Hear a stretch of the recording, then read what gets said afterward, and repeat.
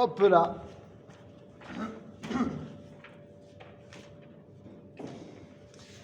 Yofi. Eh bien, c'est parti, les amis. Ouais. Boker Tov, comme on dit chez nous. Boker Tov, et nous sommes donc toujours dans Israël Utechiato, dans le livre de Oroth du Rav Avraham Yitzhak Cohen Kook. Et nous étions au milieu du chapitre 8. Au milieu du chapitre 8. Chapitre bête, ouais. Pardon? Non. Non, chapitre Chet. Chet. Chet.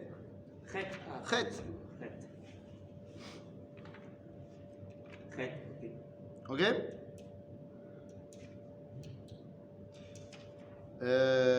Ok. Donc,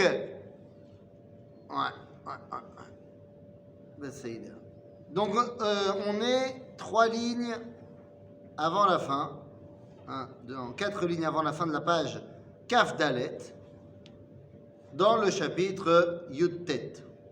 Je dis n'importe quoi. Dans le chapitre Chet, tu vois, tu me perturbes. C'est-à-dire, ça commence par la phrase Agevura. Agevura Elohit Baolam. C'est-à-dire, Yesh? Agevura, ok. On y va? Yofi. Agevura Elohit Baolam. Eina nifgeshet bema shechutz le'amtsa'ata. Vekal vachomer shechutz le'shiltona. C'est-à-dire que la grandeur, la puissance divine, dans le monde, elle ne se rencontre pas à l'extérieur du monde. C'est-à-dire qu'il y a une dimension dans laquelle Dieu est évidemment transcendant, il dépasse le monde, mais il y a une dimension dans laquelle il se dévoile dans le monde. Et ça veut donc dire que ce qui se passe dans ce monde, ça dépend de lui également. D'accord? Imken, ibechol tarsisea melea omek rachamim, amtsaat anigudim, ibechol tarsisea melea omek rachamim. C'est-à-dire que tout ce qui se passe, eh bien, si tu creuses bien, tu dois être conscient que ça vient d'Akadosh Baruch Hu. C'est-à-dire? Amtsaat anigudim marchiva et gvul hayesh. Parfois, on commence à rentrer dans des explications, je ne vais pas dire philosophiques, mais qui en fait nous font nous ouvrir la tête, nous agrandir l'esprit. Pas nous prendre la tête, nous ouvrir les chakras. Amtsaat anigudim marchiva et gvul hayesh. Le fait que tu sois conscient qu'il y a des anti, c'est-à-dire des choses et leur contraire, eh bien ça agrandit ta perception de l'existence. Par exemple,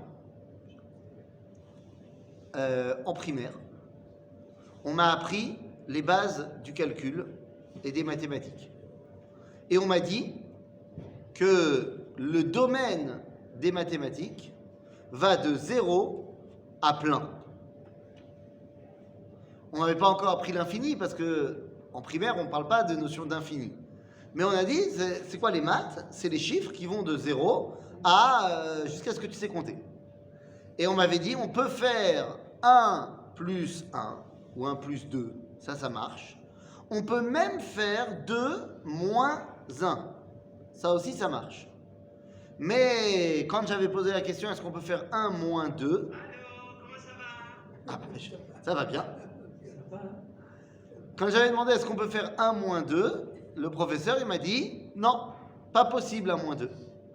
Donc si tu veux, le domaine des mathématiques c'était de 0 à plus. Tout d'un coup je suis arrivé un peu plus dans les classes et on m'a expliqué que non, il y a des mathématiques en dessous de 0. Il y a les chiffres négatifs. C'était l'inverse des chiffres positifs.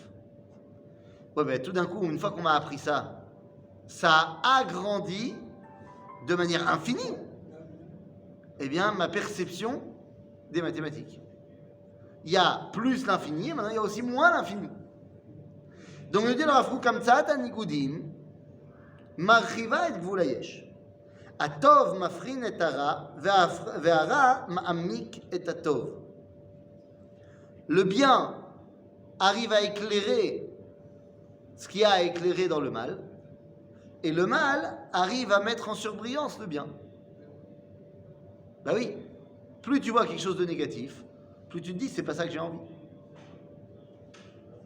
Ok? מאשר ומעלם אותו. ספיגה כללית זו, בהכרה עולמית, אלוהית, חדורה עד תהום הנשמה. Il faut qu'on soit capable de faire rentrer cette conscience que Akadosh Baruch Hu, il est présent dans tout, ad omek הנשמה. משולבה במעמקי ההיסטוריה הלאומית. Cette conscience, elle doit être également présente dans tous les domaines de l'histoire nationale. Boker Tov. Ça veut dire qu'il n'y a aucun moment où on peut se dire Akadosh Baruch Hu, il n'était pas avec nous. Et ça, les amis, c'est une belle phrase de rabbin, mais c'est difficile à toujours bien accepter. Parce que quand tu dis que faut être bien conscient profondément dans l'histoire d'Israël que Akadosh Baruch Hu ne nous a jamais abandonnés, qu'il est toujours avec nous et qu'il dévoile sa main partout, alors c'est facile à dire quand on parle de 48, quand on parle de la guerre des 6 jours. C'est plus difficile à intégrer quand on parle, je sais pas moi, des croisades, de la Shoah. C'est-à-dire Achouza bemelo olamim. C'est un chet ou un hé? Non, c'est un chet, c'est un chet. C'est un chet. חובקת באהבה את כל ומתנשאת בגבורה על הכל. מלאה ענווה עם כל וחשוקת רחמים על כל. C'est-à-dire que ce dévoilement divin, il englobe tout. Il y a une humilité par rapport à tout, quand on sait que c'est Akadosh Baruch Hu qui gère. Il y a une rachamim par rapport à tout, quand on sait que c'est Akadosh Baruch Hu qui gère. Page café. Café. Café, olé. Hi yesod tiferet Israël. Cette connaissance que Akadosh Baruch Hu est présent partout, c'est la base de l'éclat d'Israël, de la grandeur d'Israël. Parce que c'est ça qu'on doit dévoiler dans le monde. Voilà. Si vous voulez savoir qu'est-ce qu'on doit dévoiler dans le monde, eh bien on doit dévoiler que le divin est présent dans tout. Voilà. C'est ça le boulot. Facile. Dans le bien, c'est facile, mais dans le mal. Nachon. Le divin. Caché, hein. Caché de dire qu'Akadosh Baruch Hu, il est bien présent dans le mal. Tout vient de lui. Tout vient de lui, mais c'est caché de dire que truc, hein. Les goïs, ils peuvent dire, vous référencez à Dieu, à cadeau, mais vous n'avez pas été tellement,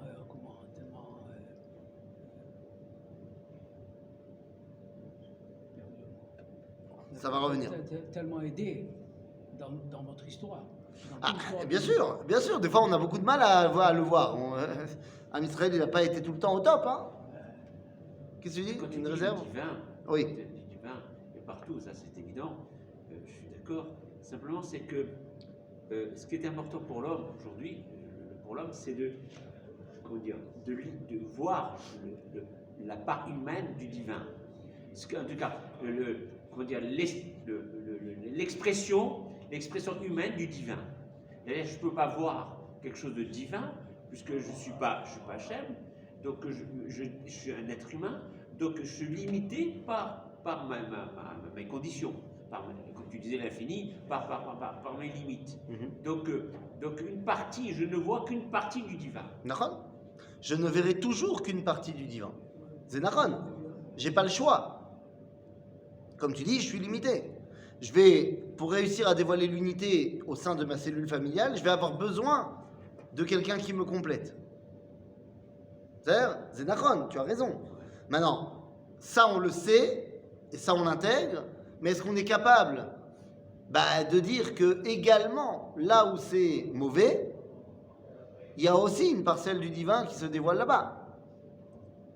C'est compliqué. Est-ce que on peut relativement, officiellement, naturellement dire le Rav Kook, Zatzal, Hitler, Yimar Shemo Vezichro, Otodavar? Est-ce qu'on peut dire un truc comme ça? D'abord, sur quel plan? Zé Gilou Yashem, Zé Gilou Yashem. Ça dévoile Dieu, le Rav Kook, et ça dévoile Dieu, Hitler.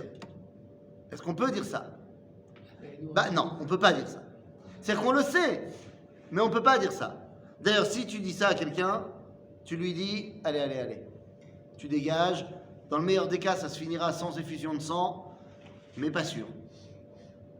Alors que finalement, dans 2 semaines, Chaya Vinish Lebesume Bepuraya, on doit boire à Purim, Ad Delo Yada, Ben Arur Aman Baruch Mordechai. C'est-à-dire que tu dois arriver à une conscience à Purim que ce qui s'est dévoilé par Baruch Mordechai et ce qui s'est dévoilé par Arur Aman, Otodava. Sauf que pour ça, il faut être un petit peu, beaucoup. Exactement, mais là on n'est pas dans son état normal. Nachon. Alors, Nachon, tu as raison. Pourquoi la Torah elle m'a demandé de faire ça? Pour arriver à cette conclusion, si on doit se transformer en vol, en fou ou en truc comme ça, où est la nature humaine? C'est pour ça que vous aurez remarqué que la Torah, elle ne nous demande pas d'être pompette tous les jours. Elle nous demande une fois par an, seulement un repas par an, d'arriver à ça. Le reste du temps, si tu te mets dans cet état-là, c'est assourd. Mais ça sert à quoi? Ça sert à ce que même si c'est dans ton inconscient, parce que tu es bourré, ça sert au fait que ça fait partie du dévoilement. Tu dois être quelque part au courant que Akadosh Baruch Hu, il se dévoile aussi par des choses négatives pour nous. Ça nous semble négatif, mais c'est quand même un dévoilement de Akadosh À Baruch Hu. partir du moment où on dit que tout vient de lui, D'accord. il n'y a plus à chercher. Donc on te dit, une fois par an, je veux que tu le vives. Une fois par an. Non, après je ne rentre pas dans les détails halachiques de savoir est-ce qu'on a le droit de se mettre dans cet état-là halachiquement parlant. Puisqu'il est évident que la Torah n'a permis à aucun moment de transgresser la Torah. C'est-à-dire que si toi, quand tu bois, tu sais que tu fais des choses qui sont interdites par la Torah, parce que tu ne te contrôles plus, parce que truc, alors tu n'as pas le droit. À partir du moment où tu bois, tu n'es plus dans ton état normal. Non, mais il y a une différence entre pas être dans son état normal et faire des avérotes. Mais quand tu n'es plus dans ton état normal, tu fais n'importe quoi. Oui, mais il y a n'importe quoi et n'importe quoi. Il y a des gens, mais non, il y a des gens qui, quand ils sont bourrés, ils parlent d'Ivrei Torah sans s'arrêter. Et à un moment donné, ils s'endorment sur la table. Ça, c'est moutard. Mais si quand toi tu bois, tu commences à avoir un comportement déplacé, à insulter les gens, c'est assourd. Il a qu'on va mauvais, très mauvais. Donc ça, les gens comme ça, c'est interdit pour eux de boire. On a vu des gens qui étaient sous, comment ils se comportaient. Alors, si la Torah te demande de rentrer dans ce système-là, c'est rien. Mais encore une fois, je suis en train de vous expliquer. Une fois par an. Il y a une différence entre l'enseignement de la Gemara et l'enseignement de la Halacha. La Gemara, elle nous dit Chaya vinish lebesume bepuraya ad delo yada ben Arur Aman baruch Mordechai. Voilà, il faut théoriquement être dans un état à Purim que tu puisses plus faire la différence entre Arur Aman et Baruch Mordechai. Vient la Halacha et dit, sauf que à aucun moment tu as le droit de transgresser des avérotes, à aucun moment. C'est pas parce que c'est Purim que tu as le droit de transgresser des choses. Ce qui est mitzvat lota assez, ça reste mitzvat lota assez à Purim. Ok? Donc, nous disent les commentateurs halachiques que si toi, quand tu bois, tu fais des choses qui sont interdites par la Torah, je sais pas moi, tu bois, tu te mets à embrasser toutes les filles que tu vois. C'est assourd. Déjà, excuse-moi, déjà quand tu es dans ton état normal, Tu embrasses de toutes les filles que tu suivre la vois. halachot, c'est pas facile. Alors quand tu es bourré, où elles sont les halachot là? Le type il fait n'importe quoi.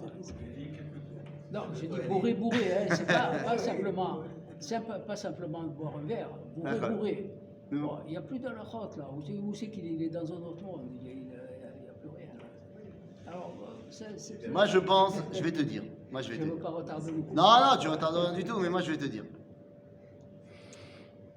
Il y a une différence entre le rabbin de la communauté, le Rosh Yeshiva et le rabbin. Le rabbin de la communauté, il a une responsabilité pédagogique de sa communauté. Une responsabilité halachique de sa communauté. Et il sait très bien que dans sa communauté, il y a de tout. Il y a des tzadikim, il y a des bénonim, et il y a les autres. Donc le Rav Ben Ishai, quand il va venir, je sais pas moi, à Shabbat Zachor, avant que Purim parler de halachot et tout ça, il peut pas dire, allez, Ad de l'Oyada tout le monde. Il peut pas. Parce qu'en tant que rabbin de la communauté, il sait très bien qu'il y a des gens, quand ils boivent, oi va voy. Et j'en ai vu, moi, des soirées de Purim dans des synagogues, où les gens, ils se sont battus, où les gens, ils ont vomi sur le Sefer Torah, où les gens... Ah bah oui, bah si déjà, jusqu'au bout. Donc, le rabbin de la communauté, il a une responsabilité pédagogique, et il sait que, voilà, sa communauté, elle n'est pas faite que de... Voilà. Donc, il ne peut pas dire ça. Donc, le rabbin, il va dire, il faut boire un verre de plus que l'on a l'habitude de boire en d'habitude. Être un petit peu joyeux. Voilà, si tu as l'habitude de boire 2 verres pendant le repas, t'en bois un 3e. C'est-à-dire, le Rosh Yeshiva, il est devant un parterre de Bachurim qui étudie la Torah toute la journée. Donc, il va se dire, ah, qu'est-ce qui va déjà arriver? On est à la Yeshiva, qu'entre nous. Donc il va dire, on n'a pas le droit de faire des trucs, on n'a pas le droit de faire des avérotes, machin, nanana, mais il sait qu'à la Yeshiva, le vin va couler à flot, et bon, bah, on réparera le carreau cassé demain. Et il y a le Rav. Le Rav qui est pas seulement là pour les autres, mais qui s'élève, qui s'élève, qui s'élève. Le tzaddik. Moi, j'ai vu un Purim où j'ai rien compris à ce qui se passait, mais quel Kedusha. J'étais avec le Rav Naon, chez lui, à la maison, et il a bu. Et plus il buvait, plus il parlait de Kabbalah, il ne comprenait rien. Rien du tout. Mais plus il buvait, et plus il souriait, et il parlait, et il parlait, et il parlait. Et puis à un moment donné, il était Ad de l'Oyada. Il a dû dire des choses, des secrets extraordinaires, mais moi j'ai rien compris. De toute façon, je venais d'arriver en Israël. Et j'étais déguisé en panoramix. Alors t'imagines bien. Et à un moment donné, il se tourne vers Machavruta et moi-même, et il nous dit, je crois que je vais aller dormir, aidez-moi à me lever. Et on l'a aidé comme ça à se lever, on l'a porté jusqu'à sa chambre, et il s'est endormi, Bedivrei Torah. Qui c'est? Le Rav Yaakov Naon. Zek Dusha. Donc ça, évidemment, c'est pas le rabbin de la communauté qui peut dire de faire ça. C'est-à-dire, mais, en malasot, c'est Béhémet. C'est-à-dire, le vrai Purim, c'était le sien. C'est pas celui du mec qui est tout le temps à cheval sur le centilitre qu'il faut pas dépasser. Mais encore une fois, il y a une responsabilité communautaire, et c'est normal. C'est-à-dire, donc le rabbin, il peut pas dire, allez, tout le monde open bar. Moi, je peux pas, parce que je bois, je veux bien. Eh ben très bien. Tout le monde, faire bouger tout le monde, danser avec tout le monde, je peux pas. Bah très bien, donc tu te connais. Il faut que je sois comme ça un petit peu joyeux, mais pas D'accord. exagéré dans la dose. Tu te connais, tu sais que si toi tu bois trop, ça va mal se finir. Eh ben tu bois pas. 3 verres, 4 verres. Ça va, il n'y a rien à voir. Après, la bouteille. Que les choses soient bien claires. De toute façon, on n'a pas le droit de transgresser des halachot sous prétexte qu'on a bu à pourri. À la limite, ce qu'on peut faire, c'est... Enfin, on peut faire. Ce qui peut arriver, c'est bitul mitzvah tassé. Par exemple, tu as fait ton mishté, et donc tu es arrivé à Deloyada, et résultat des courses, ben, tu t'es endormi et tu as raté Arvit. Ce qui arrive très souvent. Bon, personne t'en veut pour ça. La halakha, elle t'en veut pas pour ça. parce que tu étais asouk ba mitzvah quand tu étais en train de boire. Et donc, il se trouve que tu t'es endormi et que tu as raté Arvit. Bon, c'est pas grave. C'est vrai. Mais tu n'as pas le droit de transgresser quelque chose. Ça, c'est évident. Donc, en tout cas, ici, nous dit le Rav Kook, en malasot, Akadosh Baruch Hu, il est présent partout. C'est-à-dire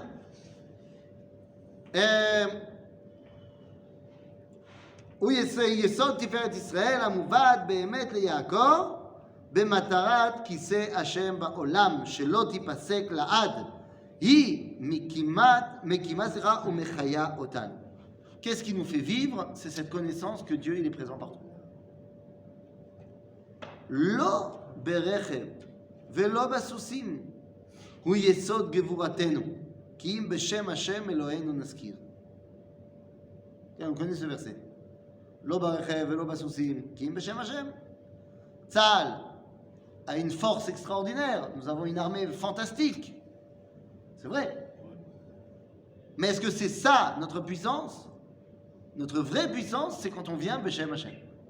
Avec toutes nos technologies. C'est-à-dire, on ne va pas annuler nos technologies et dire on vient Beshem Hashem avec des lance-pierres.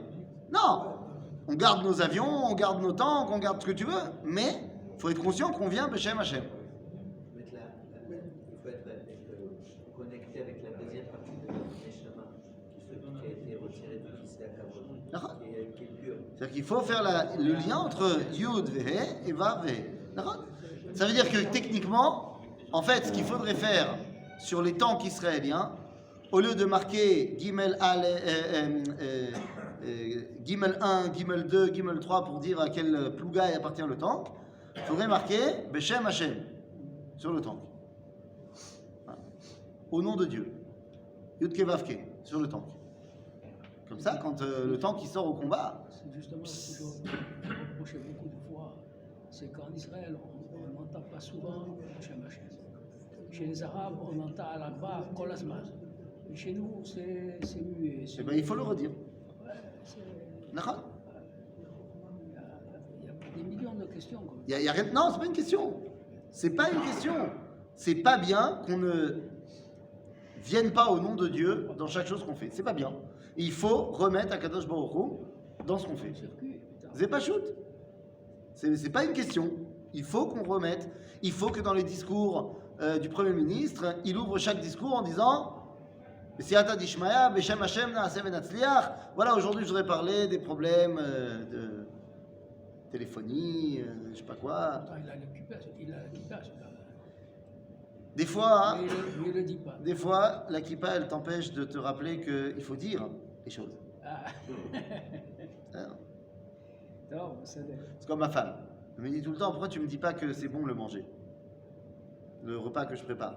Je dis, mais enfin, moi, je te montre que c'est bon. Regarde, il ne reste pas une miette. J'ai léché l'assiette. Oui, si tu dis rien, Ça montre que c'est bon.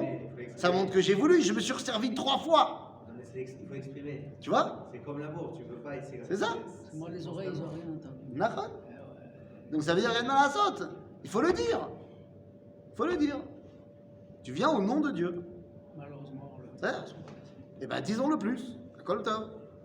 בשם השם אלוהינו נזכיר, המה קראו ונפלנו ואנחנו קמנו מנתודד. ואם שטוחה היא הכרתנו את עצמנו, שטוחה היא הכרת העולם את ערכנו. Si nous, on a une conscience shtucha, plate, ouais, de nous-mêmes, il ne faut pas s'étonner que les goyim aussi, ils ont une conscience plate de nous. Comme disait le Rav Dani Sharatoum de Machon Meir, il disait, si tu te prends pour... Prêt? Attention. Pour rien. Non. Si tu te prends toi-même pour une smartout, eh bien on fera avec toi la sponja. El malasot. Donc il faut être grand. Lekouyaï avanat ha'amim et cheshkenu ve'et amma'of ha'eloi shebechaye nishmatenu. Quand on se prend pour moins qu'on est, eh ben les goïms, ils disent, oui, Israël, c'est un État démocratique dans le Moyen-Orient. Mais non! Israël, c'est pas un État démocratique dans le Moyen-Orient. Enfin oui, ça l'est. Mais Israël, c'est pas ça. L'État d'Israël, c'est la réponse à la théologie chrétienne. L'État d'Israël, c'est la réalisation de la promesse des prophètes. L'État d'Israël, c'est la Géoula pour le monde qui commence. L'État d'Israël, c'est Yesod qui c'est Hashem Baolam. Voilà ce qu'il faut dire au monde. Non, c'est pas un État démocratique au On Moyen-Orient. commence déjà à le dire au Roi Israël, avant de le dire au Ah mais je suis d'accord avec toi, c'est ce qu'il te dit. Tant que nous, on a une conscience plate de nous-mêmes, faut pas s'étonner que... Quand on voit le nombre de personnes qui viennent étudier, c'est désolant. Parce que Pourquoi c'est désolant? il y en a beaucoup qui sont en dehors de tout ça. Ah, alors là, je suis obligé de réagir à cette phrase qui m'a fait mal aux oreilles. On n'a pas entendu. Il a dit, quand on voit le nombre de personnes qui viennent étudier, c'est désolant. Ah, Non, je dis désolant qu'il n'y en ait pas plus. Ah, mais moi, j'ai bien compris ce que tu disais. Mais c'est pour ça que je suis obligé de réagir à cette phrase. Alors je réagis. T'es prêt? Alors je réagis. On est prêt à écouter. Le Rav Shmuel Eliyahu, de Tzfat, le fils du Rav Mordechai Eliyahu, nous a raconté qu'un jour il était avec son papa dans le bureau et il y a un homme qui avait l'âge du Rav Shmuel qui vient de Tibériade, qui rentre dans le bureau, un Rav, un copain du Rav Shmuel, et ça, il rentre dans le bureau du Rav Eliyahu et lui dit, ah Rav, c'est terrible, c'est terrible, c'est terrible. Il dit, ma terrible. Il dit, comment ça, ma terrible? Ce qui se passe à Tibériade, c'est terrible. Il dit quoi? Ils ont ouvert des hôtels et tout. Tu te rends pas compte ce qui se passe en été? La pritzout, il n'y a plus de tsniout, et les gens ils vont dans le Kinneret et en bikini. Et c'est terrible ce qui se passe maintenant à Tibériade sur la taillelette, tu te rends pas compte? Et le Rav Mordechai Eliyahu lui a dit, Lo nachon. Il dit comment ça, non, le Rav Mordechai Eliyahu. Il lui répond, il y avait le Rav Shmuel dans le bureau, mais le Rav Mordechai Eliyahu il dit non, Lo nachon. Ah, Lo nachon. Moi j'habite là-bas, Rav. Exactement. Je vois. Il a dit, Lo nachon. Il dit, comment ça, Lo nachon? C'est terrible. Il dit, Lo nachon. Il dit, comment ça, Lo nachon? Parce que moi, ce qu'il veut voir. Qu'est-ce que tu veux voir? T'as grandi à Tibériade, il lui dit. Varot des Sadikim, c'est plein là-bas. Hein? J'ai même vu une ville avec autant que Varot de Sadikim. Ouais, mais attends, mais d'accord, mais la vie, c'est pas que les Kvarim. Mais attends, il lui dit, toi, tu as grandi à Tibériade, n'est-ce pas? Il dit oui. Tu es né là-bas, tu as grandi, oui. Et il dit, dis-moi, quand tu étais jeune, il y avait combien de synagogues à Tibériade dans les années 50? Il y en avait 3, 4. Et combien il y avait de gens qui venaient étudier la Torah dans des cours? Il y avait, je sais pas, peut-être Minyan, c'est tout. Et combien il y avait de yeshivot à Tibériade? Ben, il n'y en avait pas. Il dit, et aujourd'hui, on était dans les années 2000, il y a combien de synagogues à Tveria? Je sais pas, il y en a 150. Et combien il y a de gens qui viennent à des cours de Torah tous les jours? Des centaines, tous les jours. Et combien il y a d'yeshivot, d'élèves de yeshivot à Tibériade? Des milliers d'élèves de yeshivot à Tibériade aujourd'hui. Dis-nous, qu'est-ce que tu es en train de me dire? Tu es en train de me dire qu'il y a une chute à Tibériade? Ma pitom, lo nachon.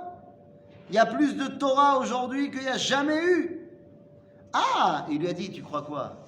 Attends, tu crois que la Sitra Achra, elle va laisser faire la Gdusha comme ça sans réagir?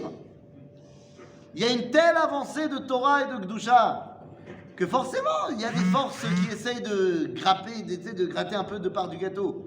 Mais la question est de savoir qu'est-ce qu'on voit. Toi, tu me dis, il y en a trop peu de gens qui étudient et qui savent.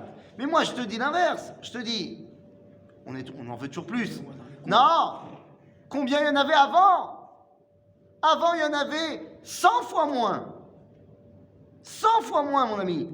Le fait que tu arrives ici à faire un kollel, même s'il n'y a que 10 personnes, mazé méchané, tous les jours, et ça c'est une synagogue, et à côté dans la rue il y a encore 2 autres synagogues, et il y a des gens qui étudient, et là-bas il y a une autre synagogue, il y a des gens qui étudient, et tous les soirs il y a des milliers de personnes à Jérusalem qui étudient la Torah. Alors tu me dis, ça suffit pas. J'aimerais qu'il y en ait plus. Mais je suis d'accord avec toi, il faudrait qu'il y en ait plus. Je le vois, on est, voilà, combien on est là, Mais combien on est là maintenant? Mais t'es la seule synagogue de Jérusalem qui étudie ce matin? C'est-à-dire, là, dans le quartier, il y a 4 ouais, mais tu ne peux pas comparer parce qu'il y a 50 ans, il y avait 50 000 personnes à Jérusalem. Maintenant, il y en a- Non, je te parle je te parle pas seulement, non, je te parle pas seulement en valeur absolue, pas du tout. Je te parle en pourcentage, mon ami. Je te parle pas en valeur absolue. T'as raison qu'avant il y avait moins de gens, mais je te parle pas de ça. Moi, je te parle en pourcentage. Il y avait beaucoup moins de gens qui étudient la Torah. Enfin, de toute façon, on parlait que les Ramim, les peuples, etc. Alors j'ai dit. Toi, t'as dit d'abord chez nous. qu'on doit- J'entends bien. Je te dis que c'est un processus qui est en train de se mettre en place. Je suis d'accord avec toi qu'on n'a pas fini, qu'il y a encore beaucoup de travail à faire. Bien sûr. Mais on est vachement mieux maintenant qu'on l'était avant. Hein, donc ça avance. Pas assez vite à mon goût, mais ça avance. Avant. Le nom d'Akadosh Baruch Hu, il n'est pas souvent prononcé ici, en Israël. Mais plus qu'avant. Les Talmudim, comme dit, peut-être on les voit le soir, mais moi le soir je ne les vois pas. Enfin, il n'y a pas encore un mouvement. Il y a un mouvement. Il y a un mouvement. Non, c'est sûr, quand tu le compares à ce qu'il y avait avant, il y a un mouvement. Demande au Rav Ben Ishai ce qu'il y avait quand il est arrivé en Israël. Et demande-lui qu'est-ce qu'il y a aujourd'hui. C'est même pas comparable. C'est même pas comparable. Moi je sais que quand je suis venu en Israël ici, le Rav Ben Ishai il donnait des cours le samedi matin ici, avant la tfila. Mhm. On était une trentaine peut-être. Ce cours-là, il a été annulé. Il est plus. Et maintenant, dans les cours, on est 7, 8, 10. Des fois, on n'arrive même pas à faire le. Non, Mechila, Eli. On a fait Moi, c'est ce que j'ai vu, moi, il y a 40 ans quand je suis venu ici. Voilà, c'est tout. Attends. Il te dit maintenant le cours pendant la tfila, c'est une centaine de personnes. Au milieu Mais de la tfila, quand on ferme le Sefer Torah, on est pas loin de 100 personnes à écouter le cours, qui dure une dizaine de minutes, un quart d'heure. Et à la fin de la tfila, on fait le kiddush, et on revient, il y a un cours, on est à peu près 40-50 Le personnes. Shabbat. Pardon? Le Shabbat. Shabbat, oui. Moi, je te dis, le cours du Shabbat qu'il y avait il y a 40 ans, quand je suis venu ici, il y avait un cours du Shabbat qui faisait ici, les services ici, et quand la synagogue a été construite. Il y a 20 ans. Il y a Ici, c'est là, c'est 20 ans. Ouais, mais c'est là. Il a 33 ans, mon fils, il a fait sa bar mitzvah ici, donc il y a 20 ans. C'est la première bar mitzvah. Un peu plus de 20 ans, moi, je te dis. Alors c'est de l'autre côté. bon, laissez tomber. Vous avez pas compris ce qu'il a dit? Oui. Rabbi Eliaou, il dit, mais levez-vous le matin et venez faire le shiur du Rav Ben Ishai le matin, qu'est-ce qui t'arrive? Voilà, c'est ça qu'il t'a dit. C'était une remontrance directe pour toi. C'est-à-dire, si t'as pas compris. Non, C'est-à-dire- mais il vient d'Afghan. Tiens, je peux répondre aussi. Avant, à Tibériade, il y avait un seul juif qui marchait sur l'eau. Maintenant, c'est plein de jet skis. Le nombre de jet skis maintenant à Tibériade, si chacun il devait faire une nouvelle religion, il va voir. Et il y a une chose qu'il faut ajouter, c'est que je me souviens, il y a 30-40 ans, dans les synagogues, il y avait je pense en France, c'était assez dur d'avoir minyan, et il y avait essentiellement des personnes âgées. Et maintenant, c'est impressionnant de voir le nombre de jeunes qu'il y a. Nous, d'accord? Mais c'est vrai, c'est très très vrai, Rabotai. Les deux, Bekitsu Rabotai, ça marche. Veim, Iné. Mon oncle, il est président, mon avis, de la communauté de Caen, et je peux te dire qu'il téléphone à l'avance pour pouvoir Pour avoir. vérifier Kamina. Mais d'accord, mais ça c'est une petite communauté. C'est d'accord. La synagogue, elle est magnifique. על כן מתמזמזים הניסיונות הראשוניים שלנו שקמו בלא העמקת היסוד, בלא חשיפת מעין החיים. C'est-à-dire qu'on a essayé au début de se reconstruire sans se connecter avec la source de vie. D'accord? C'est ce qu'on a essayé quand on a créé l'État d'Israël et tout, et même avant. On ne voulait pas mettre le divin dans tout ça. Les pionniers qui ont fait le sionisme laïque, ils n'ont pas voulu mettre Dieu dans l'histoire. C'est-à-dire, ou mizmouz ze rakav nora, rekev nora, c'est rekev choder ze olam chadash yechadesh. Ruach chadash yavo ba'amim. Ha'akara choderet upnimit be'Israël. C'est-à-dire que tout ça, ça va changer, ça va se... Voilà, ça va évoluer dans le bon sens. עוז וגבורה, חשק ואבירות, אמונה וניצחון עוז, התהפכות עומק הייאוש למקור ישועה ופריחת חיים. tout va se vena aforchu. D'un pays qui ne voulait pas להזכיר את שם Hashem, eh bien, on va être obligé de להזכיר את שם Hashem כל הזמן. רוממות קודש כי מעולם, והכל נוער, הופעת גאולה. התבונה, הברקת הביקורת, ההסדרה החברתית ועומק האמונה, חידוש הנשמות והרטבת הגויות, בדליגה ובסידור, ממקור הכרת האמת של גדולת שם השם אלוהי ישראל, אלוהי כל העולמים, יוצר כל העולמים ויוצר רוח האדם בקרבו, אשר ממקור חיים, אשר עמו חי ישראל מעולם ועד העולם ועד עולמי עד. C'est-à-dire que quoi qu'on fasse, ici, on est en train de recréer le terroir propice au dévoilement divin, qu'on le veuille ou pas. Le cli. On est en train de reconstruire le cli. Exactement. Ve'itgadilti. Ça s'appelle aussi Mikvé Israël. Mikvé Israël, non, mais c'est quoi la fin du verset? Mikvé Israël, Hashem. C'est-à-dire, Ve'itgadilti, ve'itkadishti, ve'noda'ati le'enei goyim rabim, ve'yad'u ki ani Hashem. C'est-à-dire que le but de ce qu'on fait ici, pourquoi est-ce que Akadosh Baruch Hu, il ramène l'âme Israël sur sa terre, nous dit Cheskel HaNavi, Lo le'ma'anchem ani oseh, אלא למען שמי הגדול המחולל בגויים, לכן והתגדלתי והתקדישתי לעיני עמים רבים. Qu'est-ce qu'on fait quand on dit à la synagogue le Kaddish? C'est Yitgadal v'Yitkadash Shemei Rabba. C'est quoi? C'est pour qui Yitgadal v'Yitkadash? Mais pour qu'il soit grand et au Dieu de qui? Ça vient du verset de Yecheskel, v'Yitgadilti v'Yitgadishti לעיני עמים רבים. זה הכל. בסדר? ונודעתי לעיני הגויים רבים, כי ידעו כי אני השם. כי ימין ושמאל תפרוצי, וזרעייך גויים יירש, וערים נשמות ישיבו. אל תראי כי לא תבושי, ואל תחלמי כי לא תחפרי. כי בשת עולמייך תשכחי, וחרפת עולמייך, אלמנותייך, לא תזכרי עוד. כי בעלייך עשייך השם צבאות שמו, וגאלר קדוש ישראל, אלוהי כל הארץ יקרא. Voilà l'objectif du peuple juif ici en terre d'Israël, de permettre un dévoilement divin au monde entier. Chazak ou Baruch. Ok. Très bien. Je reste.